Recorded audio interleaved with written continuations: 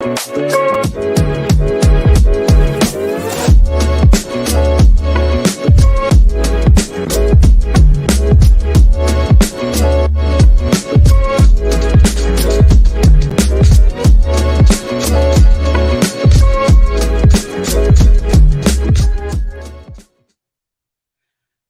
tardes, LEC community. I am Delia Perez Solorzano, the Director of High Impact Practice for the Latinx Education Collaborative, whose mission is to retain and increase the representation of Latinx educators K through 12. This month is a special month. As you see my signs up, I kind of practiced earlier. Orgullo Latinx Virtual Story Circles coming up on June 23rd. Make sure you register. And all information will come out in the newsletter and on the, thank you, Papa, and on our all our social media platforms. Today, we're going to we're going to be hosting all these wonderful people behind me. There we go. So I will be the moderator. We have Aniceto, Angela, and Anastasia Delgado. And today, we will be interviewing Anastasia. So let's welcome her in. How are you, Anastasia? I'm good. Very excited to be here. Yes, so am I. Anytime I'm in community with my people, it's great. It's family, home. Yes. It's like we're on a FaceTime conversation, except I'm not cooking and cleaning and multitasking. I'm sitting. Right. I'm sitting with you, listening. Definitely a different experience. I don't get very often. So anytime the LEC offers opportunities to be around people like me, whew, I'm there. Yes, yes. All right, well, let's go ahead and get started. First, look, you already got some love. We got a LinkedIn user, Hola, I believe that's Betsaida. Okay. Betsaida is a longtime educator in KCK and one of my biggest fans. Her former husband was also my educator at UMKC. So Awesome. we got someone, Sam McDaniel. Yes, Delgado. Okay, tell me, is this a student, friend, family? Coworker and friend. Oh, coworker and friend. I like that. Yes. Coworker and friend. I got a funny joke about that one. So, and Christy Shingleton, coworker, Yes. coworker, or Family. coworker and friend. Family. Oh, family. Okay. Yes. Welcome, fam. Welcome. Here's some more. Wow, Mike. Is it Travis? Mr. Travis. Yes, he was Oh, my mentor and coworker and friend wonderful. at Eisenhower. Welcome. Alan Michael Paul Woodson. Love it. 4 names like me. My cousin and my brother.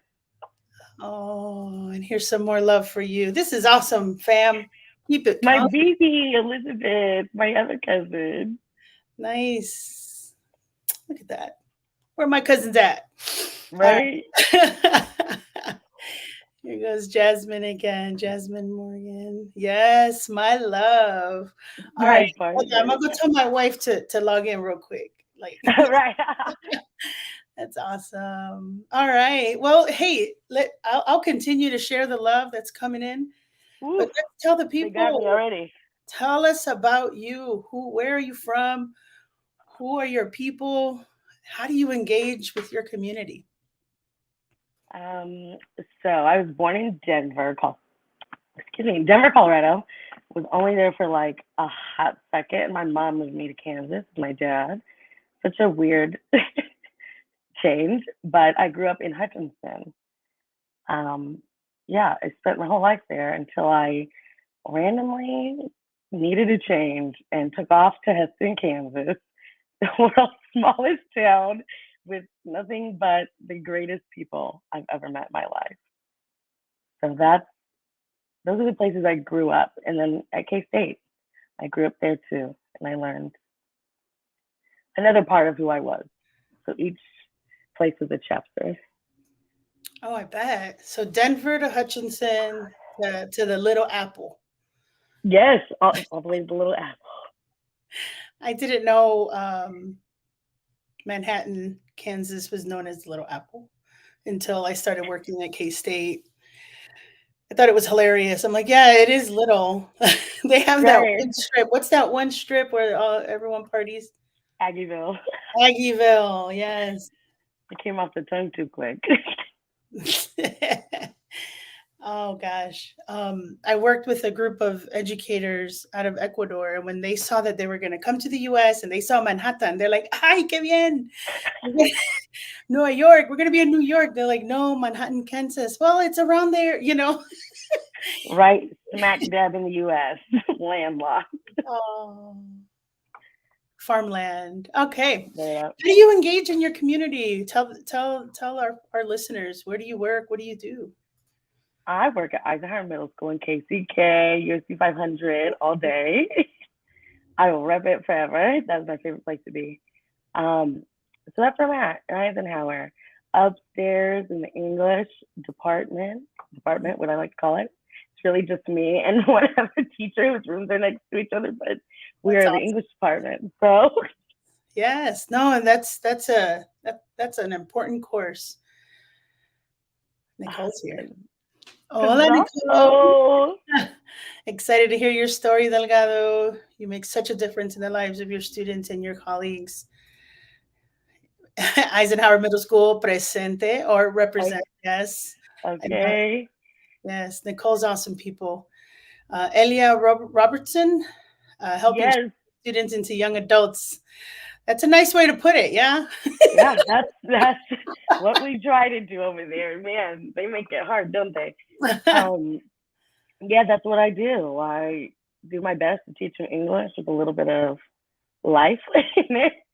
Um, I like to call myself affectionately firm. Mm, love it. I love you to death, but yeesh, you're not gonna get much past me. Right. Tough love all day. No, ELA teachers are special. I mean, I had strong connections with several of my teachers, but ELA, like I feel like it was a course that really challenged me in so many ways, you know, Yeah, and the literatures and the pieces that they bring in that, the mirrors and windows and sliding doors, like that idea of like literally. finding finding uh finding text that we can connect to. Yeah. Um, Tell us about your leadership story, your upbringing. I know you mentioned you were born in Denver and then you just like said, yep, and then Hutchinson and then Manhattan.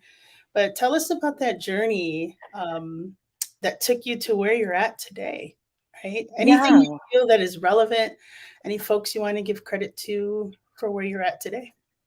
I think um so yes, had in Denver for a little bit, barely remember it. That was how short the time was. Mhm. But we moved to Hutchinson and that's where I was until I think I was 19. Um went to Catholic school, K through 12, definitely cradle Catholic. Very appreciative of the education I got. Um, I was a student who was like book oriented, very much kind of not comfortable in my own skin or who I was. I think reflecting back, especially through the storytelling fellowship that I'm in, so excited, I've gotten to realize what it is about myself that made me feel so out of place. I think a lot of it was my identity. I didn't know who I was. And then on top of it, I was like, girl, you're gay. But then my insides were like, no, we're not doing that, Miss Thing. That is not for you. And I just like remember when I was like, I think it was like the summer before I was a junior, my mom picked me up from softball practice of like all places. It is like the most stereotypical story. And she was like, hey, we need to talk. And I'm like, about what? Like, oh, I don't want to talk about whatever you're talking about. I didn't do it. She's like, I know. I was like, when you hear your parents be like, I know, you're like, what do you know? Like, what did I do? Like, what does she know? She's like, I know you're gay. I was like, me?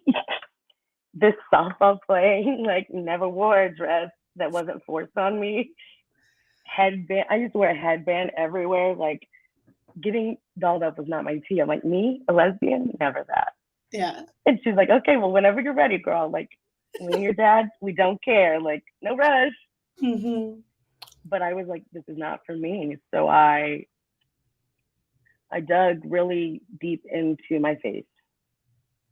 And I was like, this is not for me. This is not going to vibe.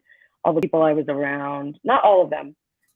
It felt like all of them. Looking back, it wasn't. I was like, they're not going to vibe with this. Like the friends I have, it's not going to be cool. My family, it's not going to be cool.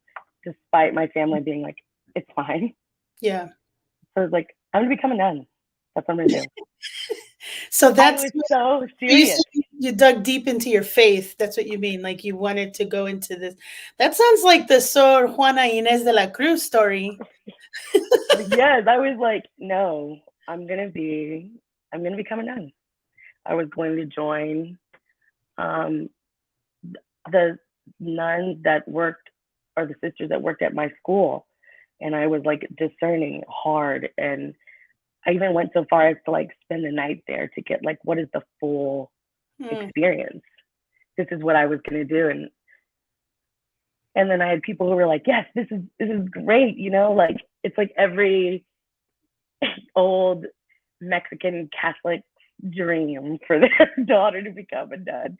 Except for my parents, they're like, I don't care what you do as long as you're happy. Whatever your vibe is, we're on board. But there's people around me who are like, this is beautiful. This is the best thing that could happen to you. And I'm like, it's gonna have to be, because the alternative is not gonna fly. And I finally got to a point where I was like, I can't do this. I don't know what I'm doing. And it was the first time I felt like unsure, because I just always felt like I had my stuff together. Mm-hmm. And I'm getting ready to graduate high school. And I'm like, I have no idea what I'm going to do.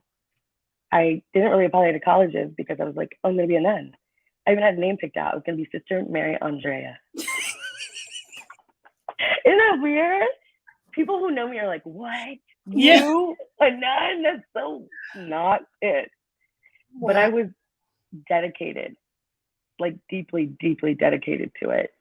And finally I was like, I can't do that. I don't know what I'm going to do, but it's not this. Wow. Well, it's so interesting that your mother was so in tune, right? Like mothers are amazing. And Right? I'm gonna elevate your mom right now. Oh She's God. in the house. She made it. She's arrived on the platform. All right. She said, I am so proud of the beautiful woman you are. Make me proud, Ma. And your sister, maybe? My Yeah. brother. Oh, sorry, My little Valentin. brother. I'm so sorry, Valentin Delgado. I love that name. Go big, sis. Okay, I see you. Yes, girl. I love it.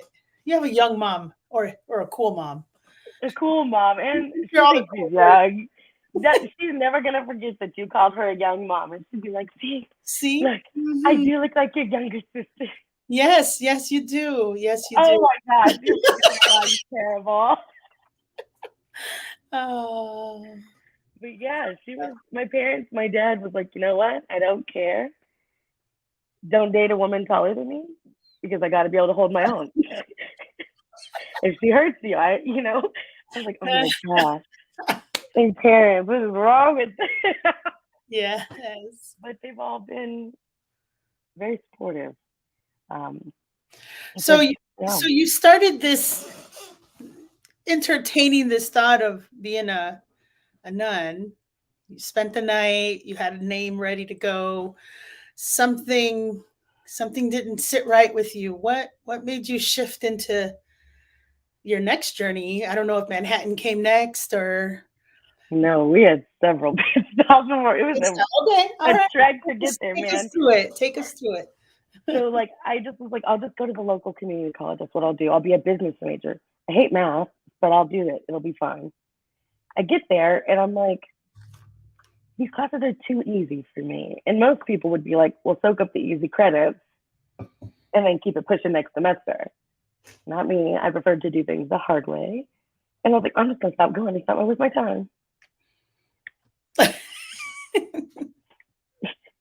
If past future me would have been like, hey, girl, like, don't waste that money. College is Yeah, not cheap. right. But so I just stopped going, and I kind of looked around and I was like, I'm flailing. And this is so not me. This is not my personality. I don't know what I'm doing. who does in my life have something that I want? So I like looked around and I'm like, oh, my Aunt Andrea. She has a life that I want, or parts of life that I want. And I was like, Who is this? my aunt. Oh, I thought you said Maya Andrea. I'm like, am I supposed to know this person? Okay. So Yes, it's my Aunt your aunt. Andrea. Yes. And I'm like, she's educated. She likes school. Like I like school at work. She means business. She just has her stuff together. I'll just go mimic what she does and I will get the same results. Mm. I got lucky because the college she went to, I just was like applied to in the middle of the night. I got when I got answers from them in like the next couple of days. I was like, come visit. My mom took me, thank God for my mom. She like took off, took me there. And next thing I know, like that same day, I'm doing like acupuncture, enrollment, schedule. I'm like, I'm moving in the spring. This is my path no matter what. My mom's like, you know, it makes you happy. That's what we'll do.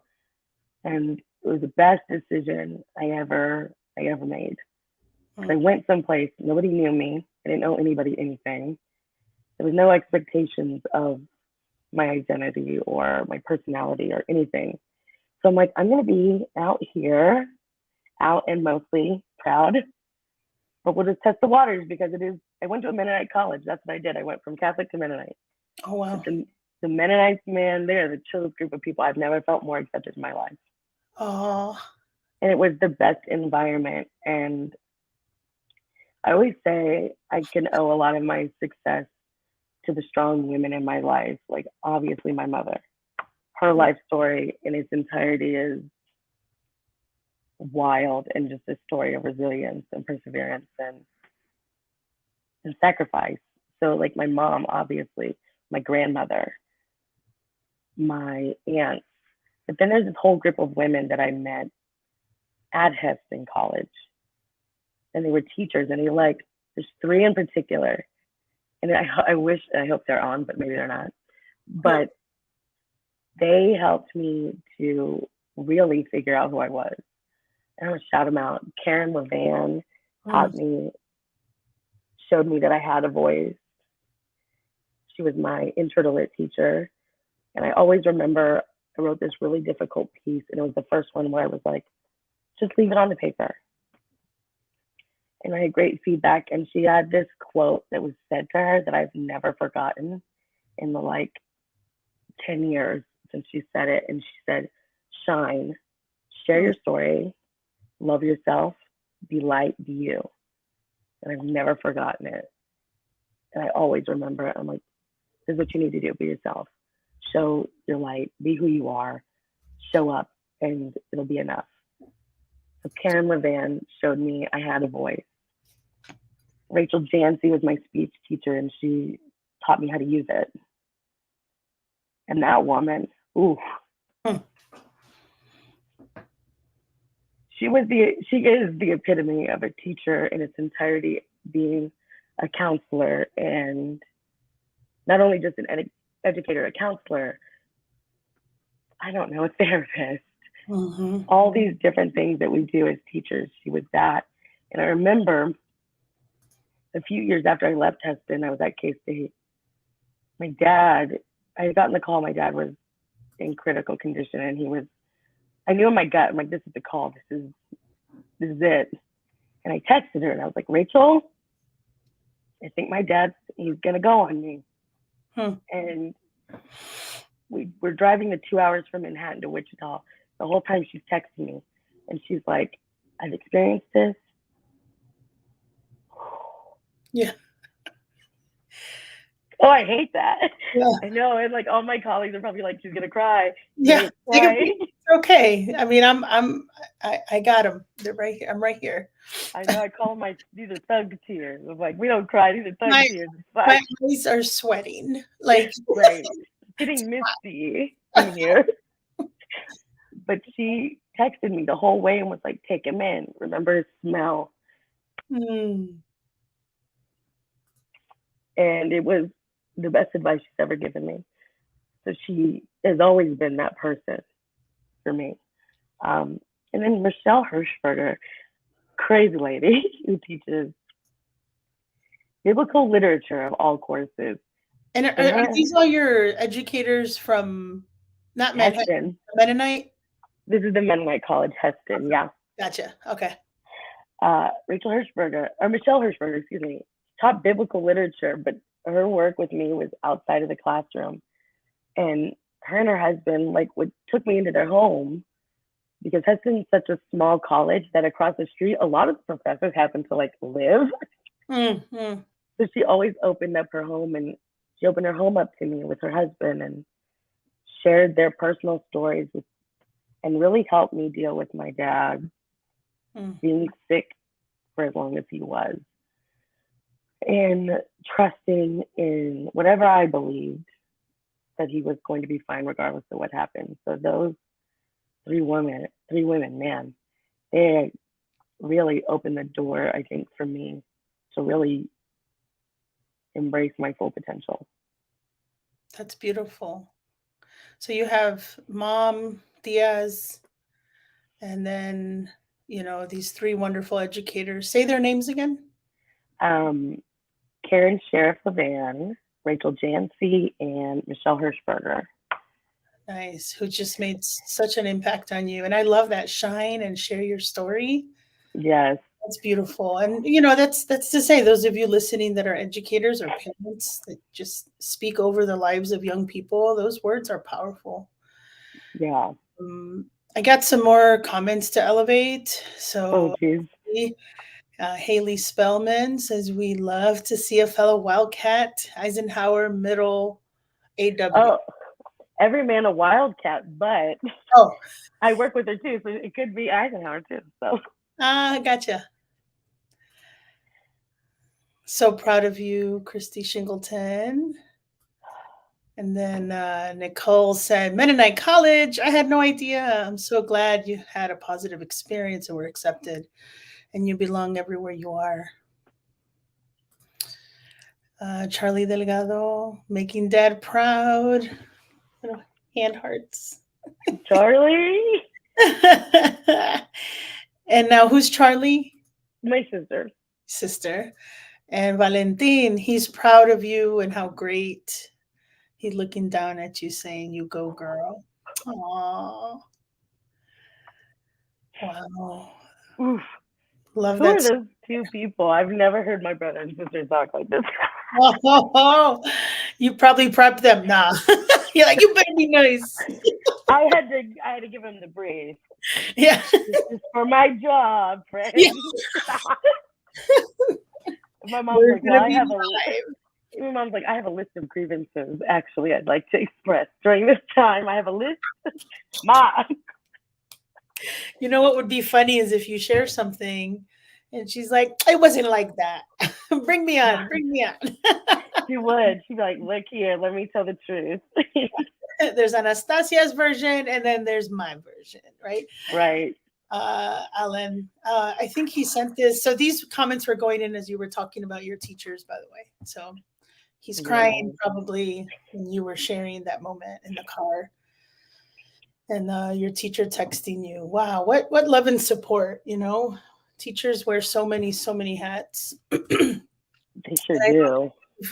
I know you've made a great impact as well, but before we get to that, let's dig in some hurdles in your career that have made following your dream to teaching just a little bit more challenging or difficult. What have been some of those hurdles? And it could be like either current hurdles or past hurdles to get you where you're at. There's no right or wrong. I think in terms of past hurdles, I think the most difficult hurdle to get over was myself and my own, I don't know, I think I've always kind of underestimated my potential or downplayed it. I didn't feel comfortable being like, you know what? I am kind of cool, actually. I bring a lot to the table. But I have some great friends who have really been like, no, sit in that. You earned it. Yep. You're allowed to be proud of what you do. So I think one of the biggest past hurdles was my own self and my own view of what I was capable of. Currently,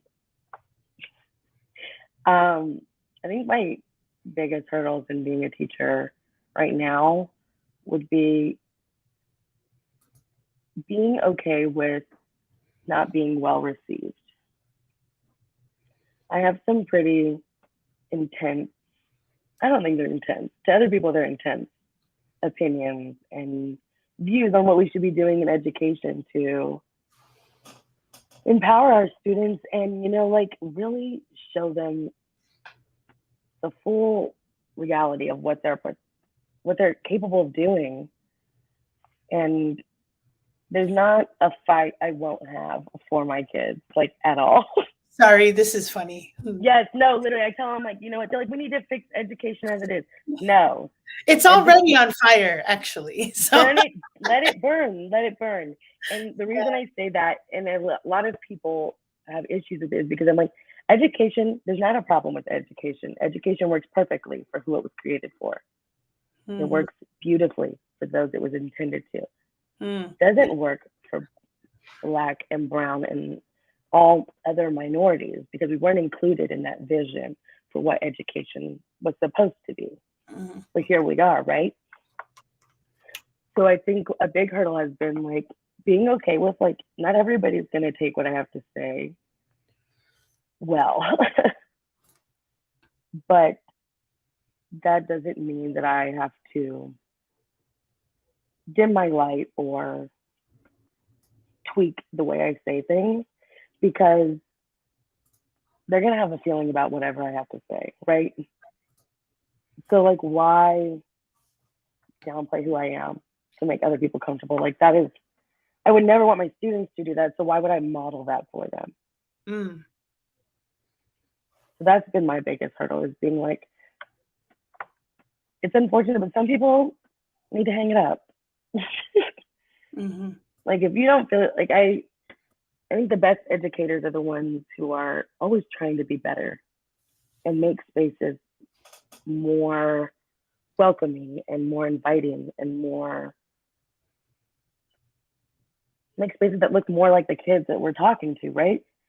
Some of these older stories and older ways of thinking, they just don't fit anymore because it doesn't apply.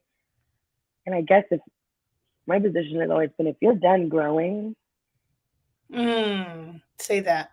Move on, because you're not becoming better. You're actually now becoming more of another hindrance.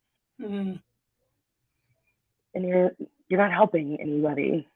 You're not helping yourself either. If you're done growing, you're done learning. I guess my position has always been move on. Move on to the next phase of your life, the next chapter, whatever that may be. But the kids need somebody who's there and wants to be there and wants to be better, so then the kids can be better.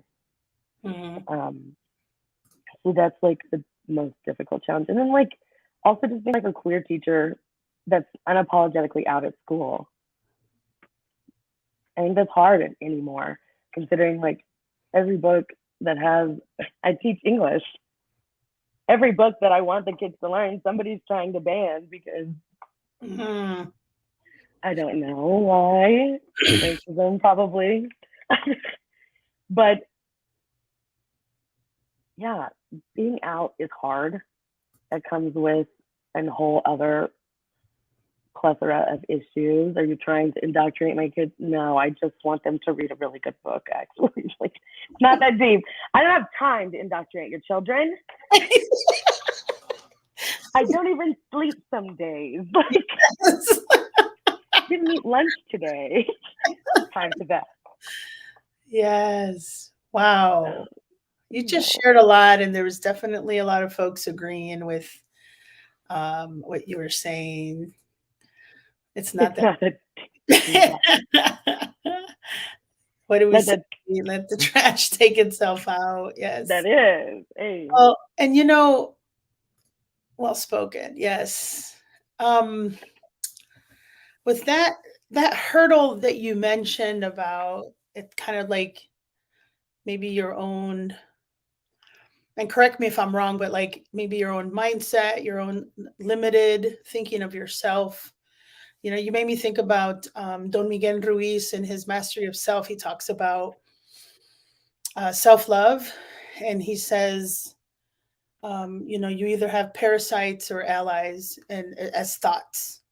And so, the Oh, parasite ends up just eating you up, and but the allyship, we want to be more into this like allyship way of thinking. So what was your, like, so your parasite in your self-love, or how you were, internally thinking about yourself, maybe like, that imposter syndrome that Lisa Martinez talked about. So, I don't belong here, I'm not good enough. But what was that allyship way of thinking for yourself, and how did you overcome that part? I think I overcame it and through help of the community around me. And that's, man, like I said, I have incredible educators and people around me that like lift me up so well that have like, I told myself, I'm like, if these people who have not known me my whole life Hmm. believe in me and are like, you have something to say, then why don't I value that? Um, and I think if it wasn't for those people that lifted me up, or like having examples of just like what a, like a bad Latina teacher is, like, and shout out to Tanya Gonzalez at K State. I will never forget the day I met that woman. She was my professor for only one class. But man, she walked in that room and I was like, okay, girl, that is what a bad Latina teacher looks like. And I want that. Yeah, Man, she awesome. showed me like, you can come in, occupy space, run the room, Mhm. and Mhm. have respect no matter what. Mhm. And so she showed me it.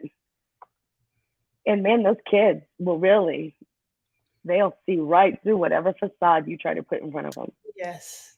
Those kids will read you to filth within an inch of your life if you come up there into their school and try to fake with them. They see through it. Man, they're like, what are the kids say? She's so boozy, she's so fake. Like, You and know, it doesn't, it only lasted a quick minute. And those kids, I would show little bits of my personality to my first group at Schlegel. And when I did, the kids started coming in. They mm, came in more. They got better relationships. And I'm like, okay, kids are brutally honest. Like, if they like it, maybe it's worth trying out. Those well, kids. and you remind me of, like, if you read Visible Identities, there's you get better results knowing who you are, and when you show Yes, up authentically and you show up, you know, confident in who you are and your identity, like, yeah, it becomes a magnet, because you're a storytelling fellow, right, through the yes. LEC. And I love what Luis says. He says, we are interconnected. You are my Mm-hmm. other me, and there's interconnectedness among the humanity, and um, you also mention something very important, that educators, we say often, like, it does take a village, and it looks like it took a village for Anastasia Delgado to get to where she is today and go through those. Yes. And so good. Thank you for sharing that. I'm sure you can. I'm sure there are listeners that are really. I can relate, definitely. Um, so you shared the hurdles. You shared about the village and who shaped you. What keeps you going? Like, what is the reason you wake up in the morning? Like, what gives you that drive? Ooh, the babies every day. Yep. They do. Man, those kids. And I didn't really realize how much I count on them as much as they count on me Mm-hmm. until like this school year. Man, I was out a couple times, COVID, deaths in the family. Man, I was I was out and these kids are in my messages, my email, where you at, miss? We miss you. Come back. We need you. Where you at? And I'm like, man, I rely on these kids as much as they rely on me. Yep. And I don't think people get that unless you work in the schools and work as somebody who works in education. You don't understand that relationship that you have with kids and how much they rely on you, you rely on them as well, because all the hard work and all of the difficult things make things easier for them eventually over time, right? Through all of us collectively struggling and are in the trenches to do the hard work. The whole goal is to make things better for them. So even on my worst days, I know I got, what is it, 89 little scrubs, as I call them sometimes. 89 scrubs waiting for me at the school, like, miss, where you been? What are you doing? Why aren't you here? Why didn't you answer my email? Why didn't you tell me where you're at? Like, did you bring me a snack at least? Like, did you bring candy? Like, you're like, bruh. Get out of my business. Are you my mom? You're acting like my mom right now. You're like reading my messages. And sometimes I'm just like, they get so mad at me. I'll be like, why are you so obsessed with me? Like, why do you want to know where it's at? Yes. But you realize quickly how much of a stable figure you are in their lives. So when you go missing to them, excuse me, I didn't realize I needed to write you a letter and let you know I'd be gone. Like, how much they're like, excuse me, like, how dare you? And man, everything I do is for the kids. Every hard conversation I have with an adult, every moment where I'm like, man, I don't know if I can do this. A kid walks in and they're like, girl, hey, how are you? How I miss you, Delgado. What's up, girl? And they call me Edna now because I cut all my hair off. They're like, what up, Edna? I was like, you guys are so rude. And you got a lot of names. Yeah, a lot of names. You don't even know. What do I get called? Edna, Delgado. One kid, he can't pronounce my name, so he calls me Miss Bolgado. I'm like, okay, baby, that works. Depending on how I've entered the space some days, I'm thinking more of my Wu-Tang days. I get Miss Delgado, of course. I know Maralise, one of our LEC community members, and she's a healer and a life coach. Her name is Maralise Delgado, and back in the 90s or 2000s, they called her Salguero. I love it. Yes, they're like, she's clearly doing a lot today. Miss Delgado's here, not Miss Delgado. And then I have a group of little Latino kids. They call me Abuelita every day. Oh, Abuelita. Or Mama Coco. Mama Coco. So rude. Wow, I love it.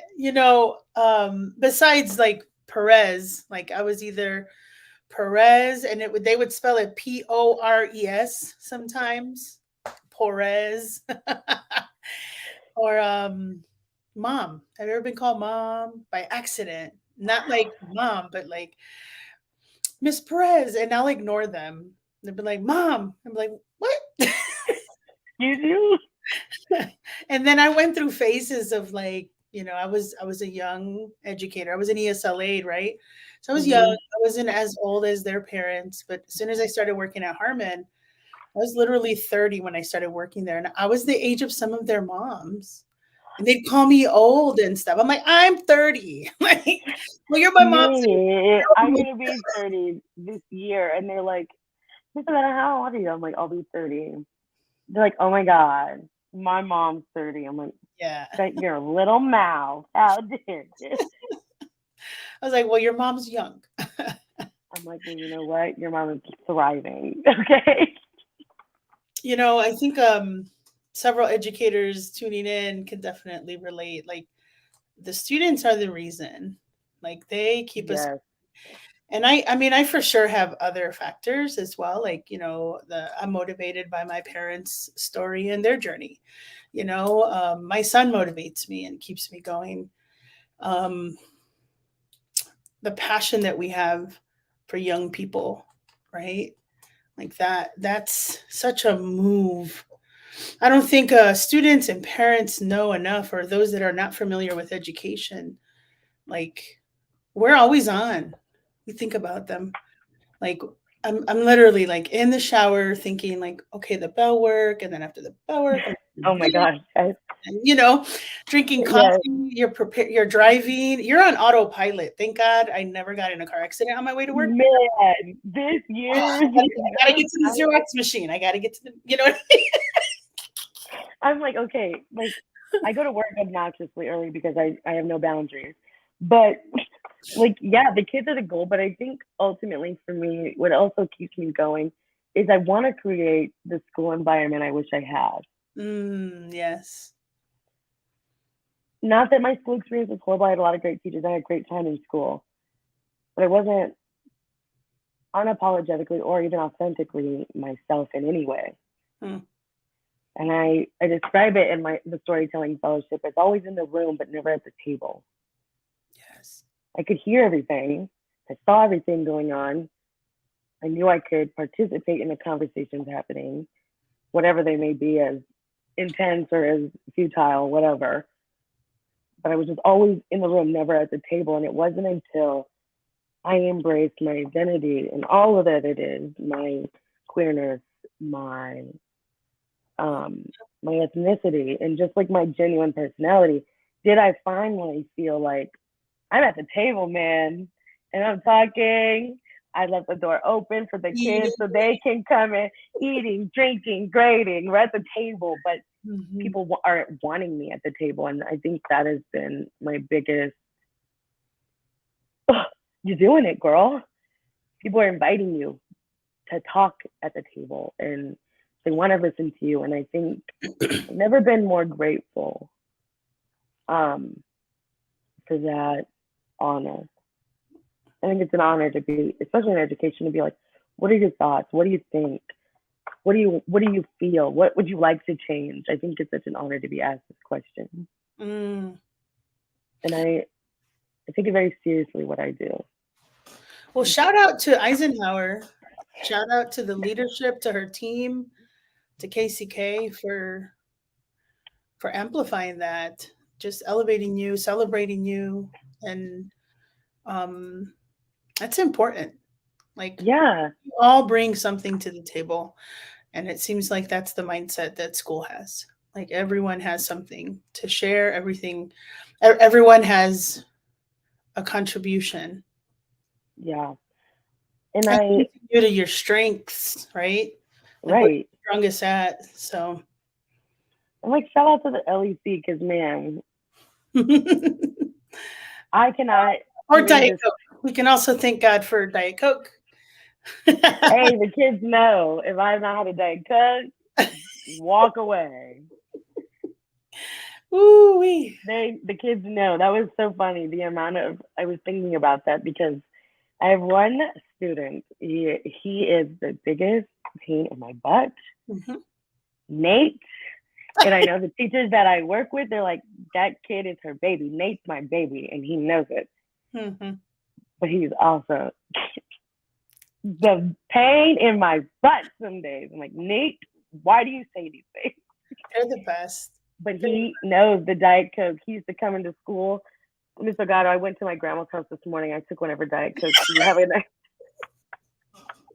And the last day of school, he said, look, I finally did it. I said, what did you do? And he's like, out of his book bag, a 6-pack of bottles. And he's like, I got the Holy Grail for you, Mr. Delgado. Oh, I I said, love it. and I just was like, Nate, did you steal this from your grandma? And he said, yes, I did. But it's the thought that counts. I love that. And that, man, between Nate and Peyton, EMS staff know Nate and Peyton keep me occupied. But those two are my babies. My cheeks are hurting. Those two, man. I just those two kept me on my toes, and man, they didn't allow me to fake it with them, Yep. and I love them for it. One day I will never forget. Nate came up to me and said, "You know what, Mr. Delgado, you're a real one." I said, "Oh, thanks. I appreciate it." Like obviously, Right. and he's like, you know what? I really respect you." I'm like, "Great, thank you, I appreciate it." And he's like, "You know what? You know how you should know I respect you." I'm like, "How, man?" And I'm like trying to mentally prepare because I know this child. He's like, "I don't steal from you." I was like, "Okay, you know what? Okay, Oh, the joy. You know, man." no one can take away our joyous stories of our No, man, the story, yeah. This girl, as you're Between sharing, I'm thinking of so many, but the Diet Coke one, that one, I'm gonna take with me. Something similar. A kid knows I love coffee. And my 7:30 class at JC Harmon, I would always tell them, like, look, my coffee's up to here, which is still at the top. Just give me some time. We'll give each other some space, etc. And so one kid, he brought me a coffee from the gas station down the street, and he walks.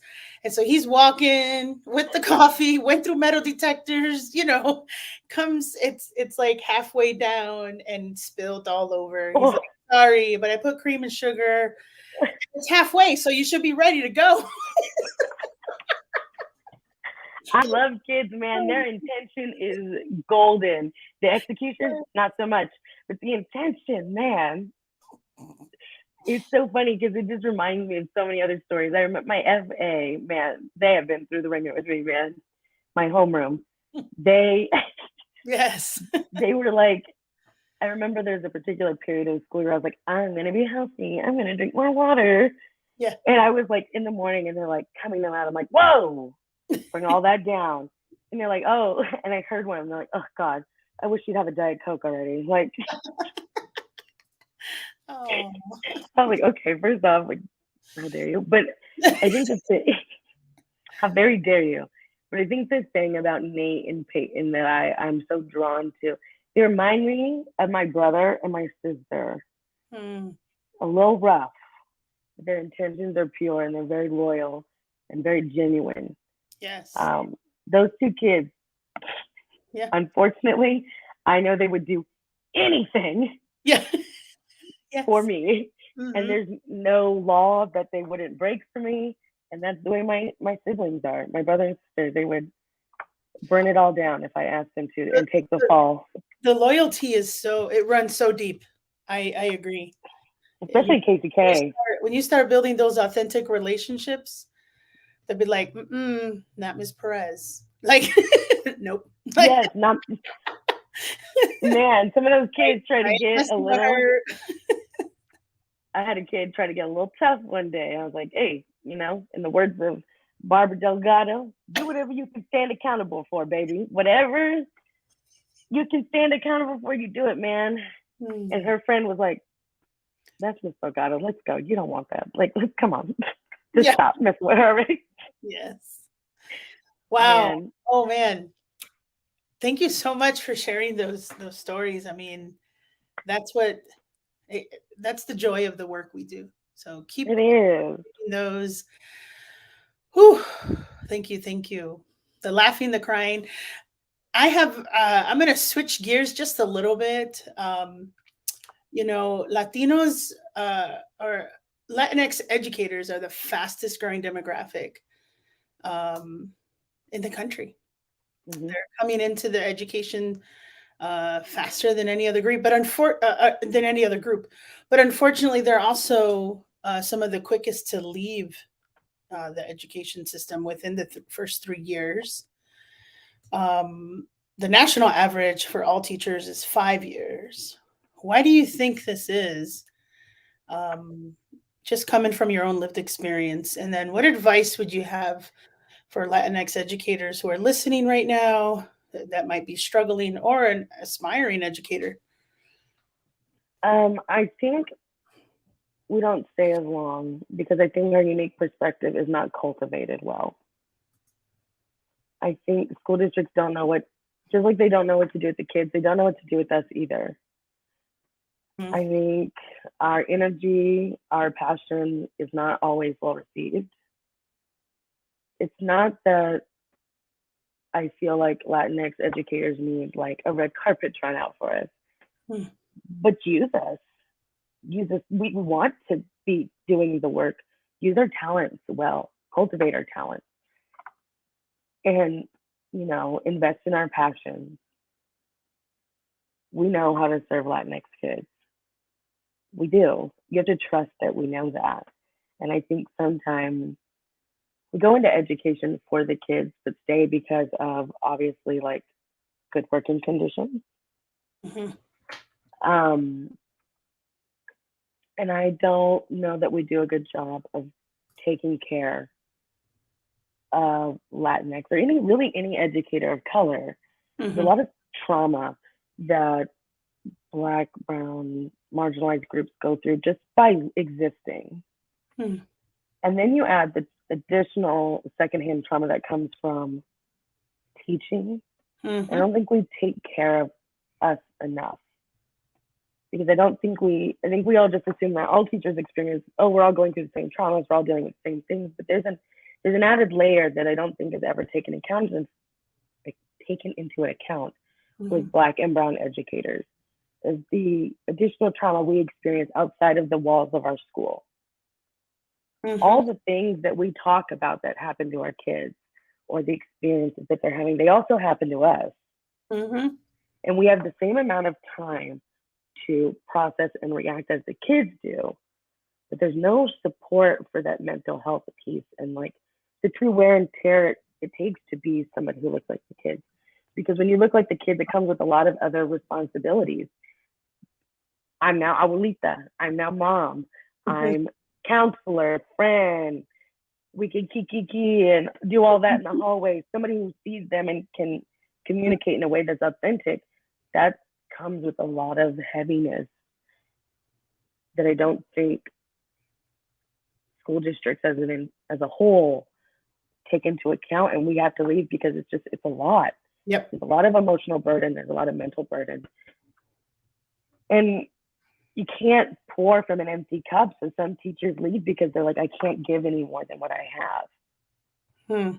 Despite how much I want to. I've been there. I'm about to go into year 4. I've thought about it this year. And I finally understand why it's like this 3 years, because I'm like,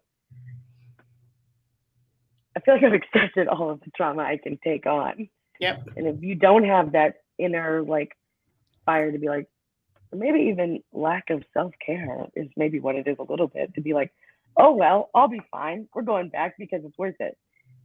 Not everybody has that. And some people are able to be like, I've had enough. Mm-hmm. And I think that's why we leave, because the And newer generations are.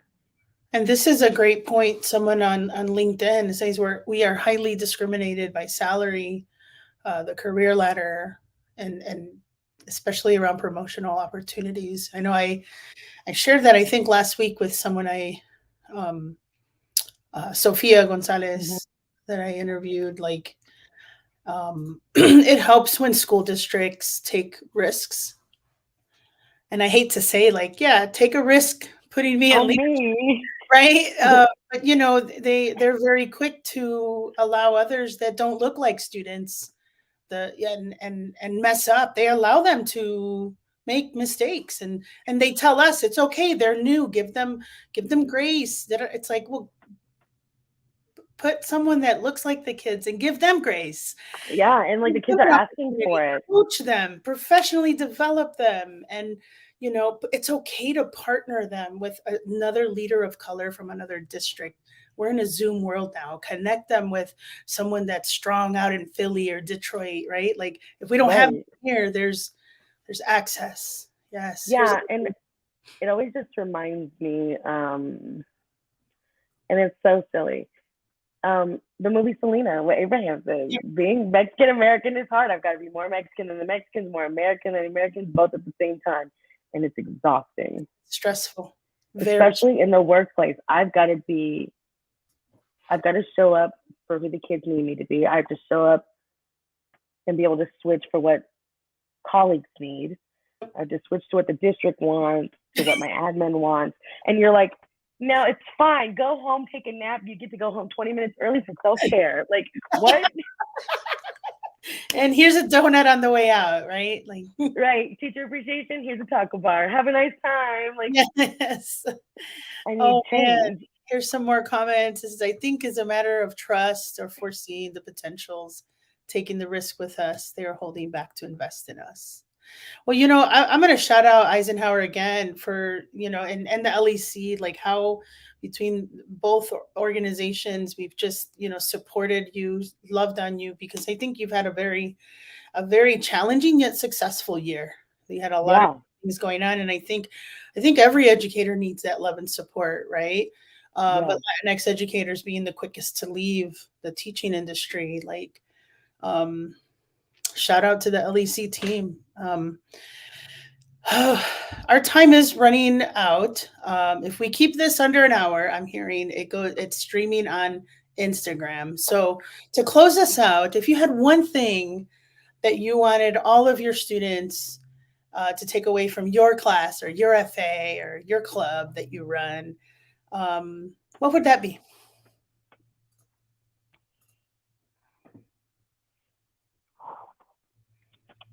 There's not a thing in this world that you cannot do.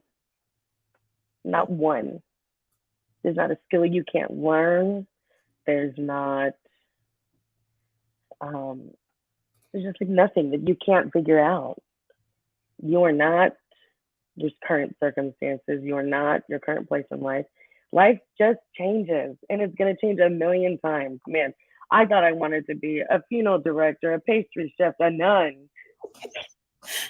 Like, I told my high school English teacher, over my dead body would I be an English teacher, and the amount of crow I had to eat when I got my first job as an English teacher, okay?